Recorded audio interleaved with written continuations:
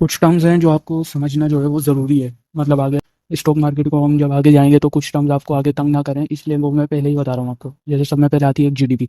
GDP stand for gross domestic product. इसका concept आप ऐसे समझो कि किसी भी मुल्क में एक साल में जो प्रोडक्ट एंड सर्विसेज दी जा रही हैं, किसी भी मुल्क में एक साल के अंदर जो प्रोडक्ट्स एंड सर्विसेज दी जा रही है, उन प्रोडक्ट एंड सर्विसेज की जो वैल्यू है, उन प्रोडक्ट एंड सर्विसेज की जो वैल्यू है, उन वैल्यू का सम इज कॉल्ड जीडीपी। ठीक है, यानी कि किसी मुल्क में जितनी प्रोडक्ट एंड सर्विसेज दी जा रही है इसकी वैल्यू का सम is called GDP.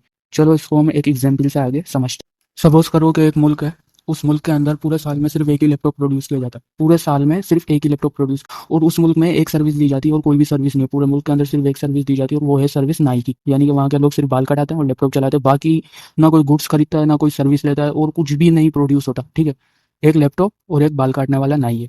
Laptop service की वैल्यू आप समझो कि 50 रुपये। एक साल के अंदर एक ही बंदा है और वही बाल कटवाता है, एक ही सर्विस दी जाती है। अज्यूम कर रहा हूँ एक बंदा रहता है एक ही मुल्क में और एक ही नाई है, एक ही बार बाल कटते हैं साल में, एक ही बार। उस सर्विस की वैल्यू है 50 रुपये। अच्छा, लैपटॉप पूरे साल में एक ही बार प्रोड्यूस होता है, और सही है, एक ही बार पूरे साल में एक बार प्रोड्यूस होता है, उस लैपटॉप की वैल्यू है 100 रुपये। अब जब हम इस 100 और 50 को जमा करेंगे तो ये बनता है 150 रुपये। तो हम कहेंगे कि इस मुल्क की जो जीडीपी है ना वो है 150 रुपये।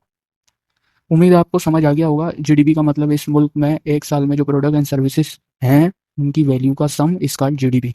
आज की क्लास यहाँ खत्म करता है। दुआओं की दरख्वास्त है, अगर किसी को कोई कंफ्यूजन हो तो वो कमेंट्स बॉक्स में क्वेश्चन पूछ सकता है। इंशाल्लाह जवाब उसको मैं देने की पूरी कोशिश करूंगा। जज़ाकल्लाह।